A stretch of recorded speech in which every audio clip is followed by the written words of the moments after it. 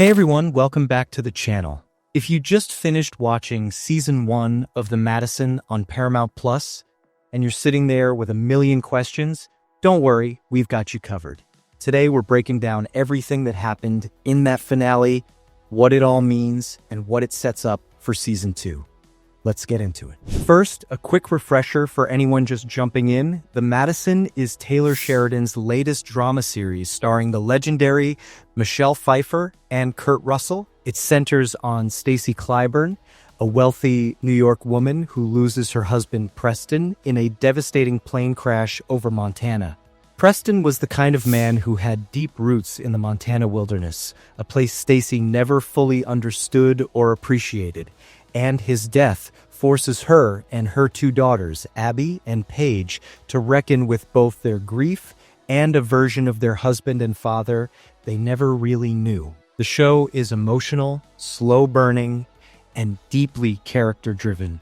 And the Season 1 finale, it pays off every single thread in a way that is quietly devastating and genuinely surprising. Before we get to the finale itself, we have to talk about one of the most gut-punching scenes of the entire season, the black box recording. Officer Van Davies retrieves the flight recorder from the wreckage of Preston's plane.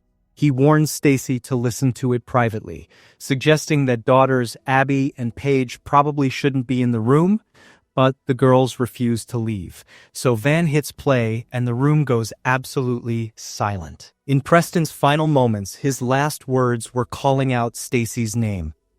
Not a business partner, not his location, her name. That single moment reshapes everything for Stacy. Whatever doubts she had about how much he loved her, whatever distance may have existed in their marriage, it all dissolves in that recording. He loved her deeply, right up until the very end. It's a scene that hits hard and lingers long after it's over. The finale is titled, I Give Me Permission. And that title is doing a lot of heavy lifting by the end of the episode. We pick up with the Clyburn family trying to slide back into their normal lives in New York City. But here's the thing. Normal doesn't exist for them anymore. Grief has a way of making everything that used to feel familiar feel completely foreign. For Paige, the return to work is almost immediately disastrous. She gets back to the office and quickly realizes her boss has absolutely no idea what real loss feels like. Then, one of her colleagues makes a cold, thoughtless remark, suggesting that Preston deserved to die because of the environmental impact of flying on a private jet. Paige overhears it. The colleague doubles down instead of backing off. And Paige? She punches her square in the face. Look, it's not the most professional response, but honestly, after everything this family has been through, it's hard not to understand it. Stacy steps in and makes sure no charges are pressed, but the message is clear. These women are not the same people they were before Preston died. Abby's return to the city is less explosive, but no less uncomfortable. She ends up having to spend time with her ex-husband Dallas, reconnects with old friends who are already trying to set her up with someone new, which is way too soon, and through all of it, the only person she keeps thinking about is Van, the officer back in Montana. Meanwhile, Stacy is dealing with her grief in the way that only a Taylor Sheridan character can, by doing therapy with a heavy pour of alcohol on the side. Through these sessions, she starts peeling back the layers of her life and getting radically honest with herself. And what she finds is loneliness. She's living in this enormous New York apartment. Her daughters and grandchildren are in the city. On paper, she's surrounded by family, but without Preston, the space feels hollow.